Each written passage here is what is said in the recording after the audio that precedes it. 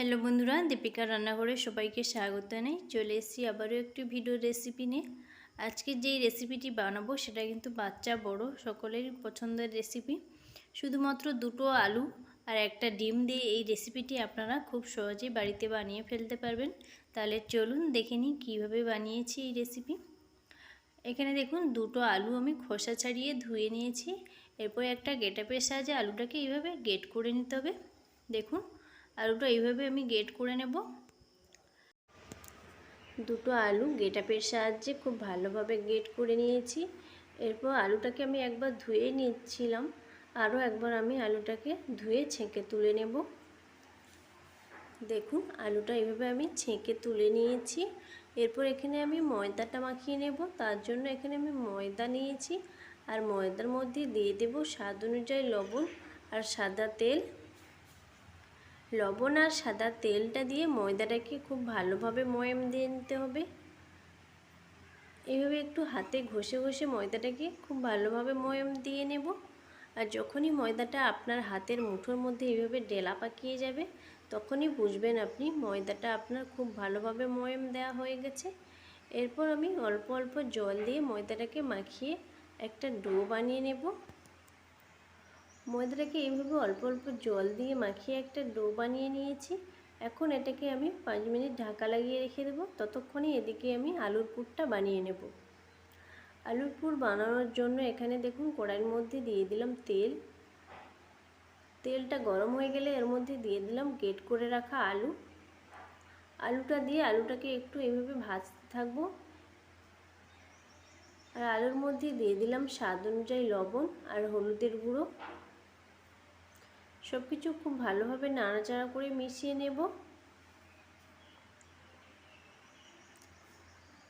এভাবে নাড়াচাড়া করতে করতে আলুটা দেখুন একদম খুব ভালোভাবে আমার সেদ্ধ হয়ে গেছে। এরপর এর মধ্যে আমি আলুটাকে সাইড করে এর মধ্যে দিয়ে দিলাম তেল, আর তেল দিয়ে দিলাম একটা ডিম। ডিমটাকে আমি ভেজে ঝুরি ঝুরি করে নেব। ডিমটাকে এইভাবে ঝুরি ঝুরি করে নিয়েছি। এরপর ডিম আর আলু খুব ভালোভাবে মিশিয়ে নিতে হবে নাড়াচাড়া করে। ডিম আর আলু খুব ভালোভাবে মেশানো হয়ে গেলে এর মধ্যে দিয়ে দেব স্বাদ অনুযায়ী লঙ্কার গুঁড়ো। লঙ্কার গুঁড়োটা দিয়ে আবারও খুব ভালোভাবে সব কিছুর সাথে মিশিয়ে নিতে হবে। সব কিছুর সাথে খুব ভালোভাবে মেশানো হয়ে গেছে।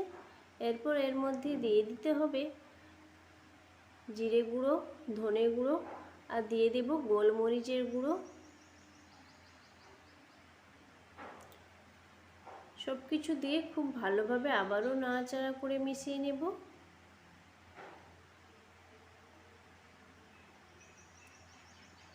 সব কিছু নাড়াচাড়া করে এটাকে একটা সাইডে নামিয়ে রেখে দেব। এরপর একটা প্যানের মধ্যে দেখুন দিয়ে দিলাম তেল, আর তেলটা দিয়ে দিলাম রসুন কুচো, আর দিয়ে দেব আদা কুচো। আদা রসুনটা একটু কাঁচা গন্ধ ছেড়ে গেলে এর মধ্যে দিয়ে দেব কেটে রাখা পেঁয়াজ। পেঁয়াজটা দিয়ে আদা রসুনের সাথে খুব ভালোভাবে ভেজে নিতে হবে। পেঁয়াজ আদা রসুন খুব ভালোভাবে আমি ভেজে নিয়েছি। এরপর এর মধ্যে দিয়ে দেব আলুর পুর। আলুর পুরটা দিয়ে পেঁয়াজ আদা রসুনের সাথে খুব ভালোভাবে মিশিয়ে নেব। সব কিছুর সাথে খুব ভালোভাবে মেশানো হয়ে গেলে এর মধ্যে স্বাদ অনুযায়ী চিনি দিয়ে একটু নাড়াচাড়া করে আলুর পুরটাকে ঢেলে নেব। এরপর এখানে ময়দাটা আমি এইভাবে ছোট ছোট করে লেচি কেটে নেব। যেভাবে আমরা বাড়িতে রুটি বানাই তার থেকে একটু ছোট করেই লেচিগুলো কাটতে হবে। এরপর আমি শুকনো ময়দা দিয়ে এইভাবে লেচিগুলোকে বেলে নেব রুটির আকারে।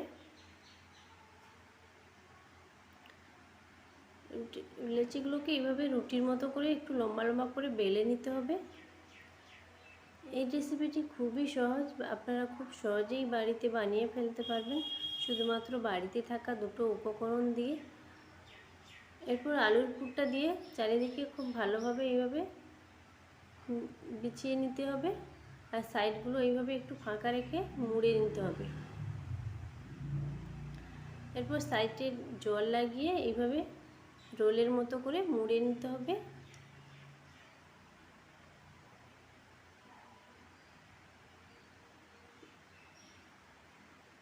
এইভাবে মুড়ে নিয়েছি। দেখুন এই সাইডটাতেও একটু জল লাগিয়ে এইভাবে মুড়িয়ে নিলাম। আবারও এইভাবে আমি বাদবাকিগুলো বানিয়ে নেব। রুটিগুলো কিন্তু একটু পাতলা করেই বেলে নিতে হবে। এইভাবে রোলের মতো সবগুলো আমি বানিয়ে নিয়েছি দেখুন। এরপর একটা এখানে কড়াইয়ের মধ্যে দিয়ে দিলাম তেল।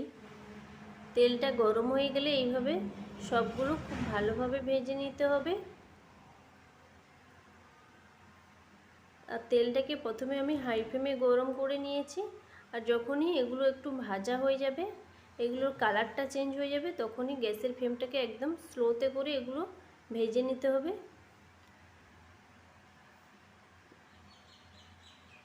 এইভাবে আমি গ্যাসের ফ্লেমটাকে স্লোতে করে একটু সময় নিয়ে এগুলোকে ভেজে নেব।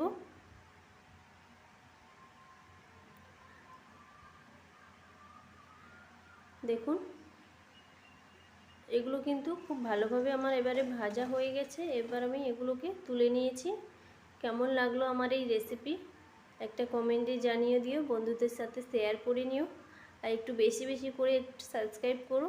ফিরে আসছি অন্য কোনো ভিডিওর রেসিপি নিয়ে, ততক্ষণ সঙ্গে থাকুন।